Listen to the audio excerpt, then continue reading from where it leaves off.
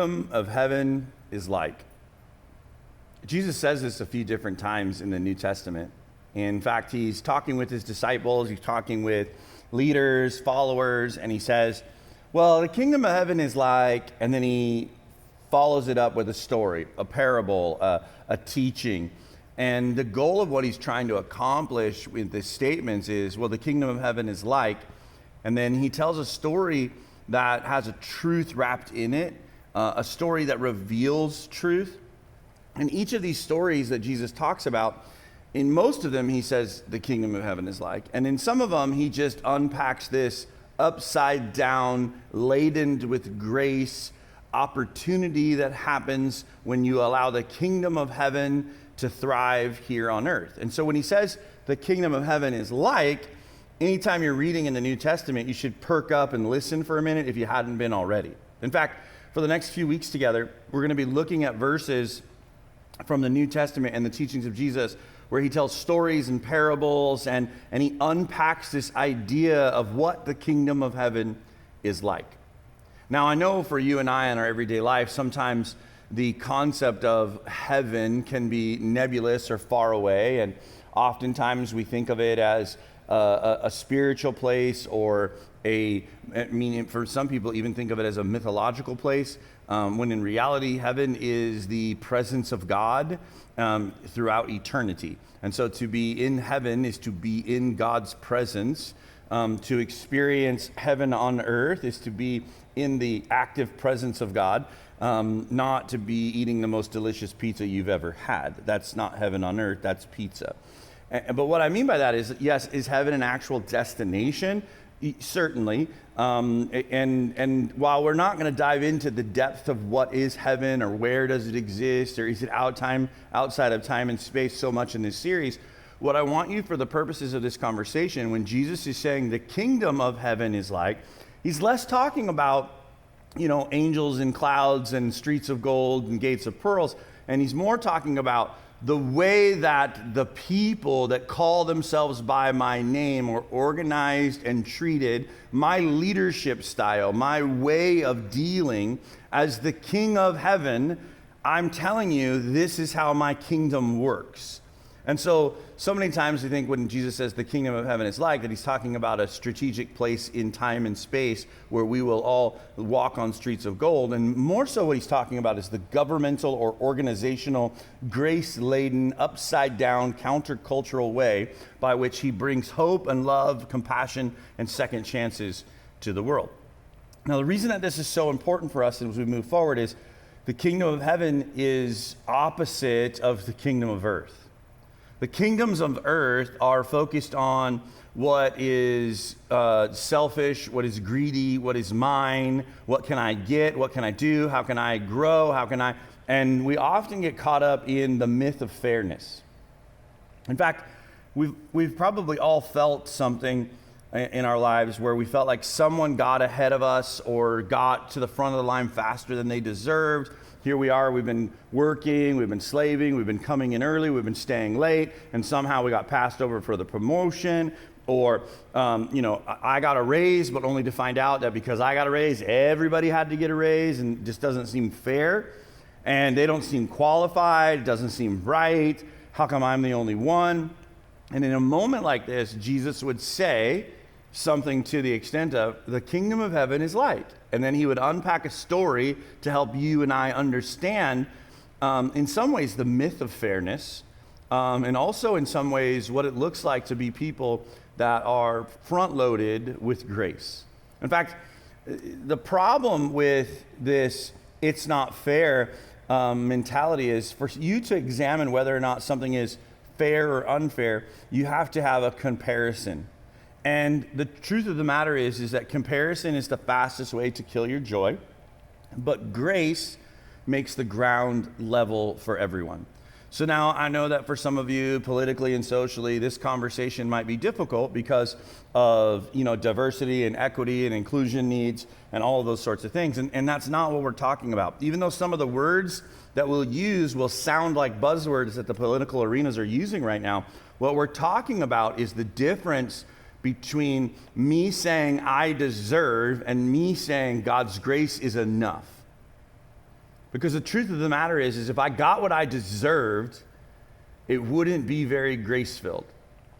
Thank God for his grace, because if I got what I deserved, I would get punishment. If I got what I deserved, I would get failure. If I got what I deserved, I would get lack.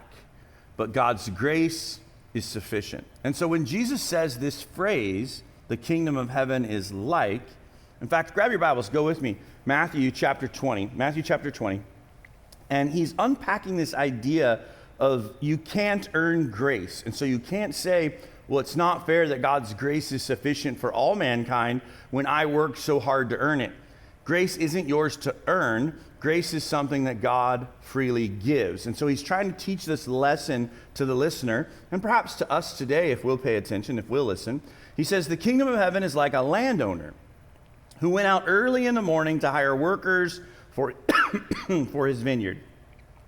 He agreed to pay them a denarius for a day and sent them into the vineyard. About 9 in the morning, he saw others standing around the marketplace doing nothing. He told them, you also go and work in my vineyard, and I will pay you whatever is right. So they went, and then he went out again around noon. So you can see, it's like 6 a.m., he hires the first crew. It's 9 a.m., he hires the second crew. Now it's lunchtime. He's stopping by to get himself a falafel or something, and he sees there's more people. And listen to what he says to them. The same thing. About 5 in the afternoon, he goes, and he still finds others standing around. He asks them, why have you been standing here all day long doing nothing? And their response was, because no one has hired us. So he said to them, you also go and work in my vineyard. When evening came, the owner of the vineyard said to his foreman, call the workers and pay them their wages, beginning with the last ones hired and then going on to the first. And the workers who were hired at 5 in the afternoon came and each received a denarius. Now, I don't know, right out of the gate, that seems kind of messed up, right? Like in our normal, capitalist business mind sense, I agreed to work for this much money for a full day, and somehow the guy who came and worked for an hour and a half, 2 hours, is going to get the same pay as me. That's not fair. The workers that were hired at different times, maybe in their minds they thought, oh, those guys aren't going to get the same pay as us, or maybe in their minds they feel like this isn't fair, this isn't right, this isn't okay, and so they're offended at the master's generosity. They're offended because comparison, if left unchecked, will completely rob you of your joy. They were happy to sign up to go to work for the price that was agreed upon. But all of a sudden, because someone else is going to get the same pay for less work, it seems like they deserve more. Ephesians chapter 2, the Apostle Paul writing to the church at Ephesus, verses 8 and 9, he says, for it's by grace that you have been saved, not by works. And so the message that Jesus is communicating in this story has nothing to do with working in a vineyard. It's a parable that unpacks the truth. The kingdom of heaven is like, well, I've been going to church for 27 years, so I feel like God should hear my prayers more. And I've always obeyed him, so why is he healing them, but I don't get healed? I've always paid my tithe, or I've always done what's right, I've always been good. How come that person who was a total loser and didn't follow Jesus gets to go to the same heaven as me? Shouldn't I get a better seat in heaven? And yet, the kingdom of heaven is like a leveling of the playing field, where grace is sufficient for all, regardless of when they came to grace, or when they received it, or what they had done, or who they were, or where they came from, or their past, or their hurts, their habits, and their hang-ups. God's not rewarding us based off of performance. He's rewarding us, he's blessing us based off his character. And so this comparison trap, it corrupts us. Now, this isn't just true inside spiritual and emotional realms. This is true across the board. When you're so focused on what everyone else is doing, you're not going to be able to enjoy what you're doing. Comparison corrupts gratitude. I mean, if you keep reading in verses 10 and 12 of Matthew chapter 20, so when those who were hired first, they expected to receive more, but each one of them also received a denarius. So you could see in their minds, like, hey, that guy was only here for a couple hours and he got a denarius. I bet he's going to give us a bonus. And I'm sure they were in line at the back of the line, whispering to themselves, oh, this is sick. We agreed to work for this price, but I bet he's going to give us more because he just gave them what we agreed to. So do the math. He's probably going to give us 2, 3, 4, 5 times more. This is going to be great. And so they built up in their heads based off of comparison and a false narrative and a lack of information and some, like honestly, a myth that they developed thinking that they somehow deserved more. And when they received their denarius as agreed upon, in verse 11, they began to grumble against the landowner. These who you hired last worked only 1 hour, they said, and they have been equal to us who have borne the burden of the work and the heat all day. The early workers complain, and this is the problem, right? They complain when they see that others are receiving the same pay. They're no longer grateful. Instead, they're resentful. Now think about that for a second. You agreed to it. You said, okay, God, I'll give you my life. I believe that you are the Son of God. I believe that you have died for the sins of that I will commit, that I have committed. Forgive me, embrace me, love me, lead me. And then you choose to follow him. And then you get mad when someone else gets to follow him too. Maybe it's because of how they voted, or maybe it's because of where they come from, or the color of their skin, or the sins that they committed. How could God forgive them? Well, he forgave you. Why wouldn't his grace be sufficient for them? And so what happens is now I'm focused on you, and why would God forgive you instead of the reality that God forgave me? Instead of being happy that I got the blessing, I'm mad because you got a blessing also. And this is the myth of fairness. I say this to my children when they were growing up. The most unfair thing in the world is fairness. And what I mean by that is, like, if you give everybody the same and make it fair, it doesn't feel very fair anymore. Like, it's not. But yet here it is. What that's called is grace, not fairness. And God's grace is sufficient. It's sufficient for him to do what he chooses to do, how he chooses to do it, with whom he chooses to do it with, at the time in which he chooses to do it. And I trust his grace. I trust his goodness. I trust his kindness. Galatians chapter 6, verse 4. Each one should test their own actions, then they can take pride in themselves alone. In other words, quit comparing yourself to other people's journey. Can I just take a moment and talk to you about this for a second? Because we live in a culture where comparison is super dangerous, specifically the comparison that happens on social media. You do realize that other people's social media that you're comparing yourself to, like, listen, young parents, you're looking at families and how beautiful they are and how wonderful everything is, and you're looking at your life and you're like, my life is a disaster compared to this person, this influencer that I'm following on socials, right? You do realize that that is a highly curated, perfectly edited version of what's really happening, when in reality what you're looking at is your behind the scenes. You're seeing behind the scenes of your life. You're just seeing the final production of their life.